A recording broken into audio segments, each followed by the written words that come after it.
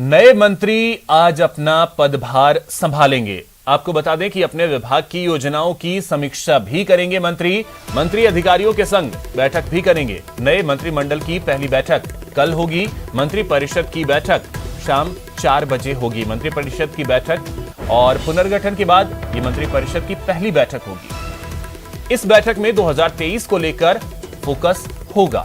Mission 2023 में जोर शोर से पार्टी और संगठन और सरकार पूरी तरीके से जुट चुके हैं और नए मंत्रिमंडल बनने के बाद आज जो मंत्री हैं वो अपना चार्ज संभालेंगे, कार्यभार संभालेंगे और कल बैठक होनी है मंत्रिपरिषद की।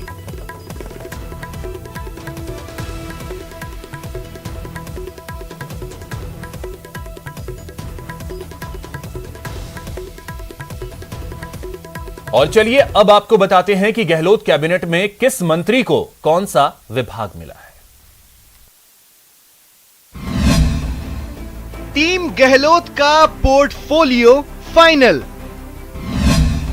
मंत्रियों के बीच विभागों का बंटवारा। नया मंत्रिमंडल, नई चुनौतियां।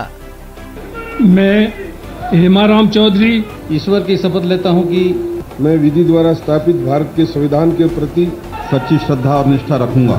मैं भारत की प्रभुता और अखंडता अक्षुण्णता रखूंगा। मैं राजस्थान राज्य के मंत्री के रूप में अपने कर्तव्यों का श्रद्धा पूर्वक और शुद्ध अंतःकरण से निर्वहन करूंगा तथा मैं भय या पक्षपात, अनुराग या द्वेष के बिना सभी प्रकार के लोगों के संविधान और विधि के अनुसार न्याय करूंगा। जी हां, ये टीम गहलोत है। नई टीम, संतुलित टीम, पूरी टीम। मुख्यमंत्री अशोक गहलोत समेत 30 मंत्री, जिसमें जगह मिली है 11 नए कैबिनेट और 4 राज्य मंत्रियों को। इनमें 3 महिला मंत्रियों को भी जगह मिली है। इसके साथ ही ये भी तय हो गया कि कौन सा मंत्री कौन सा विभाग संभालेगा। बीडी कल्ला कैबिनेट मंत्री, एजुकेशन, संस्कृत शिक्षा, आर्ट एंड कल्चर और एएसआई।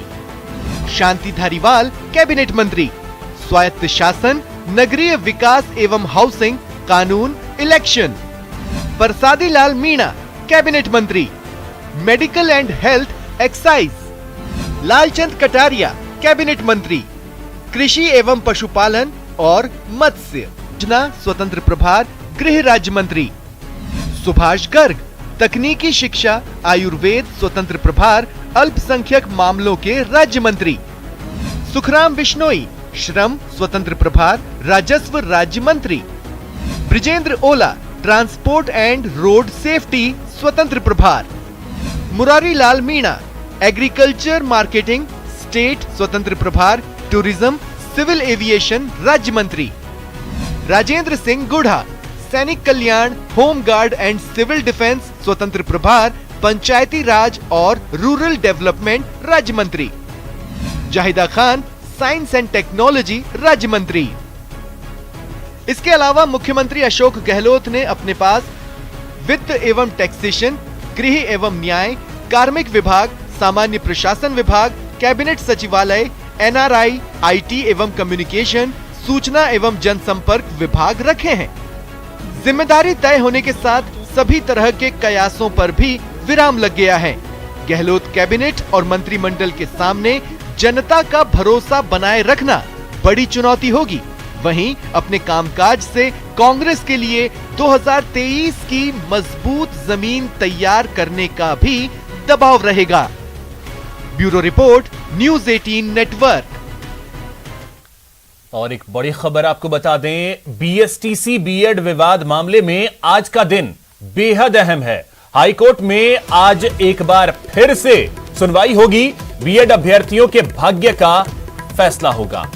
रीट लेवल 1 से जुड़ा है यह मामला और पिछले करीब 1.5 महीने से बीएसटीसी के अभ्यर्थी जो हैं वो आंदोलन पर डटे हुए हैं। तो ये बड़ी खबर आपको बता दें, आज एक बार फिर से सुनवाई होनी है हाईकोर्ट में।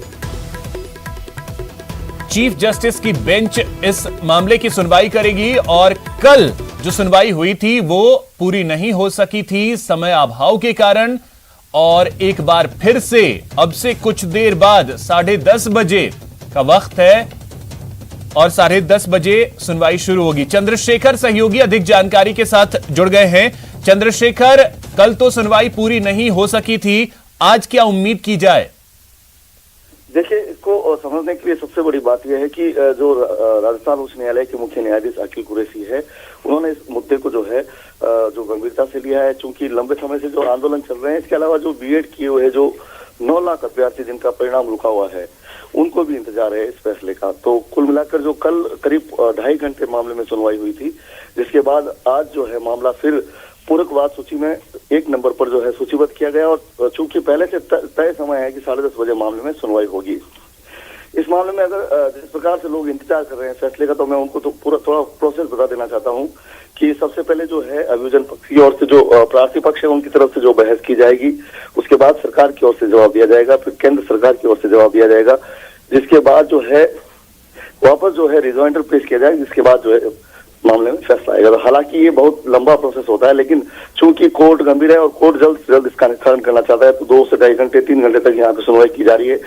आशा की जा रही है कि बहुत जल्द इस मामले में फैसला आएगा और जल्दी जो है तस्वीर साफ हो जाएगी। जी, क्योंकि जैसा आपने बताया कि करीब 9 लाख जो अभ्यर्थी हैं बीएड के, उनका भी रिजल्ट अटका हुआ है, लेकिन जो ये धरने पर बैठे हुए हैं, जो आंदोलन कर रहे हैं जयपुर में, चंद्रशेखर, इंतजार तो इनका सबसे ज्यादा, क्योंकि पिछले 1.5 महीने से ये सभी सड़कों पर बैठे हैं। देखिए, निश्चित तौर पर यह जो प्रश्न है वो बहुत महत्वपूर्ण प्रश्न है। प्रश्न यह है कि किसी भी भर्ती परीक्षा में आपकी योग्यता से अधिकतम योग्यता वाले व्यक्ति को इस परीक्षा में सम्मिलित होने दिया जाए या नहीं दिया जाए। चूंकि पहले जो है बीएसटीसी के अभ्यर्थियों ने इसको लेकर एक रिट याचिका पेश की थी, जिस पर जो है कोर्ट में सुनवाई चल रही थी, तो बीएड वालों ने भी ये जो रिट याचिका पेश की थी। दोनों जो है रिट याचिकाएं यहाँ पर जो सूचीबद्ध है, एक साथ ही जिनकी सुनवाई हो रही है।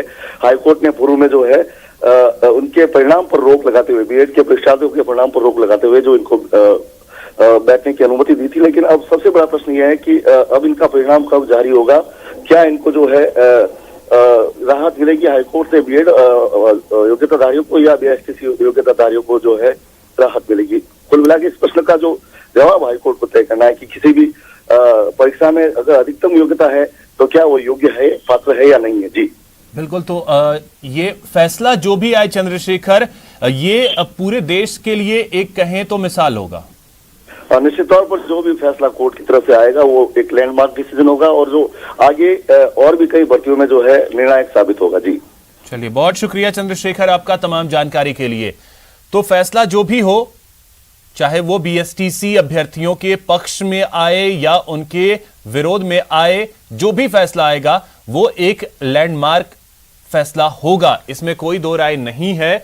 क्योंकि जो विवाद है उसमें ये कि बीएसटीसी जो अभ्यर्थी हैं पिछले 43 दिनों से धरने पर बैठे हैं, तो वो जो परीक्षाएं देते हैं, भर्ती प्रक्रिया जो उनकी है, क्या उसमें बीएड के छात्र, बीएड के अभ्यर्थी शामिल हो सकते हैं या नहीं, इसी को लेकर पूरा विवाद है। और अब देखना अहम होगा कि आज जब सुनवाई शुरू होती है तो आज कहां तक प्रक्रिया पहुंच पाती है, क्या फैसला आज आ पाएगा या नहीं आ पाएगा, यह देखना अहम होगा।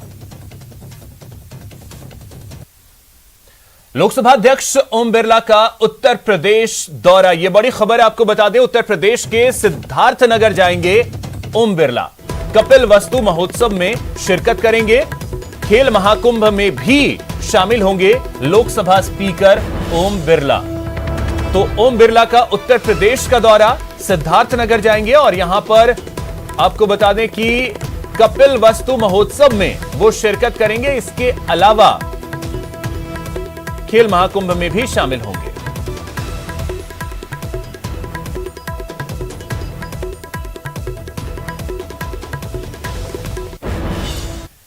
एक और बड़ी खबर इस वक्त की आपको बताते हैं, बाड़मेर से यह बड़ी खबर है, जहां से खबर यह है कि एक युवक ने भारत पाक बॉर्डर क्रॉस किया है। बॉर्डर क्रॉस कर पाकिस्तान पहुंचा है युवक। सेडवा के जानपालिया का यह रहने वाला है। मानसिक रूप से कमजोर बताया जा रहा है युवक। पहले भी एक युवक बॉर्डर क्रॉस कर चुका है, तो यह बड़ी जानकारी इस वक्त निकल करके सामने आ रही है। बॉर्डर क्रॉस कर गया है एक युवक, मानसिक रूप से कमजोर बताया जा रहा है। और ये युवक जो है वो रहने वाला है सेड़वा के जानपालिया का, और इस युवक ने बॉर्डर को क्रॉस कर लिया है और भारत से ये पाकिस्तान पहुंच गया है। मानसिक रूप से ये कमजोर बताया जा रहा है।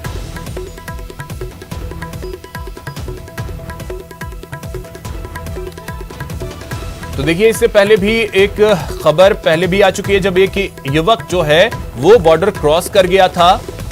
अब अभी एक खबर सामने आई है कि मानसिक रूप से कमजोर एक युवक जो कि सेड़वा के जानपालिया का रहने वाला है, वो बॉर्डर क्रॉस कर गया है, भारत पाक सीमा को क्रॉस किया और वो पहुंच गया है पाकिस्तान। अधिक जानकारी के साथ सहयोगी प्रेम दान देथा हमारे साथ जुड़ गए। प्रेम, क्या जानकारी है इस मामले को लेकर? देखिए, सबसे बड़ी बात इसमें यह है कि 25 अक्टूबर को ये घर से लापता हुआ था और 26 को सेड़वा थाना में मामला दर्ज हुआ था। ये जानपालिया निवासी है।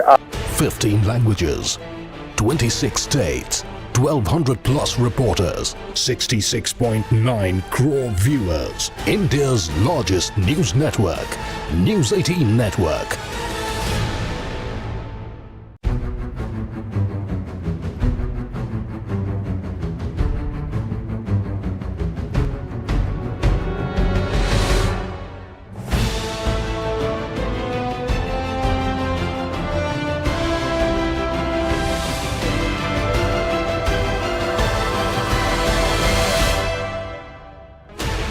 Sixteen channels, 15 languages, 26 states, 1200 plus reporters, 66.9 crore viewers. India's largest news network, News 18 Network.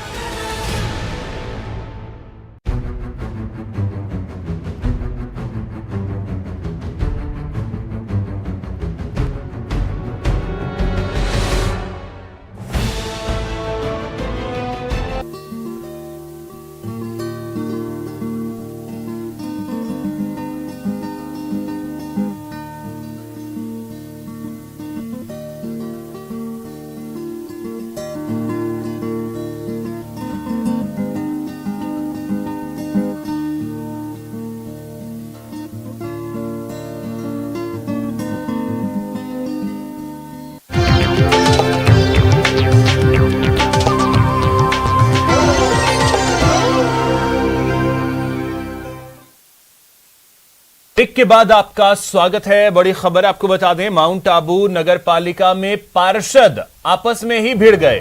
पार्षद आपस में भिड़े, हाथापाई तक की नौबत आ गई। पार्किंग ठेके में अवैध वसूली को लेकर यह हंगामा हुआ। पार्किंग ठेके में अवैध वसूली पर जमकर हंगामा देखने को मिला। दोषियों पर कार्रवाई भी होगी। और आपको बता दें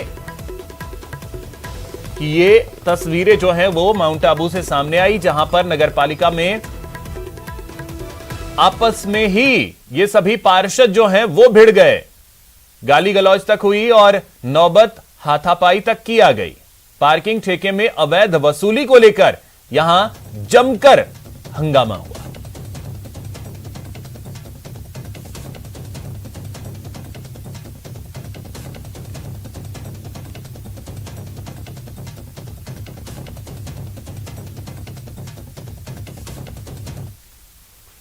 भ्रूण लिंग जांच की शिकायत मिलने पर पीसीपीएनडीटी सेल जयपुर उदयपुर की टीम ने सिरोही में बड़ी कार्रवाई की है। टीम ने संजीवनी अस्पताल में फर्जी ग्राहक भेजकर मौके पर दबिश दी। बताया जा रहा है कि भ्रूण लिंग जांच का सौदा 45,000 में तय हुआ था और 23,000 रुपए डॉक्टर को पहले ही दिए जा चुके थे। जांच के दौरान टीम ने दबिश देकर मौके से ही डॉक्टर को पकड़ लिया। वहीं सोनोग्राफी की मशीन भी सील कर दी गई और आगे भी मामले की जांच कर कार्रवाई की जाएगी।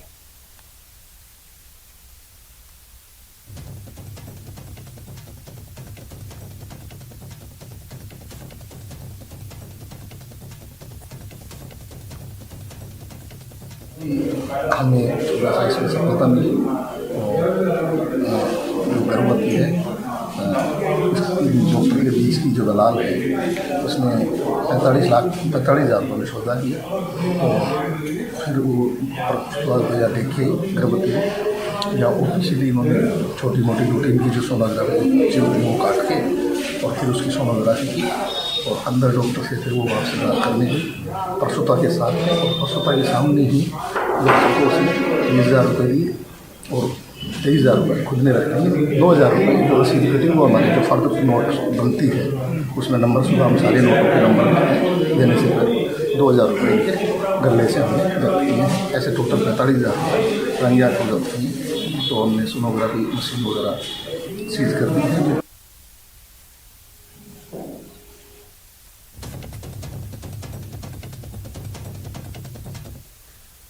कोटा में चिकित्सा और औषधि विभाग ने संयुक्त रूप से कार्रवाई करते हुए सूर्यनगर चौराहे पर स्थित महादेव आयुर्वेदिक क्लिनिक पर छापा मारा। मिली जानकारी के मुताबिक यहां बिना डिग्री के मरीजों का इलाज किया जा रहा था। टीम ने इस संबंध में संचालक नारायण हल्दर को नोटिस थमाया है और क्लिनिक पर पाई गई औषधियों को जब्त कर लिया है। डॉक्टर भूपेंद्र सिंह तंवर के मुताबिक झोलाछाप डॉक्टरों के खिलाफ कार्रवाई आगे भी जारी है।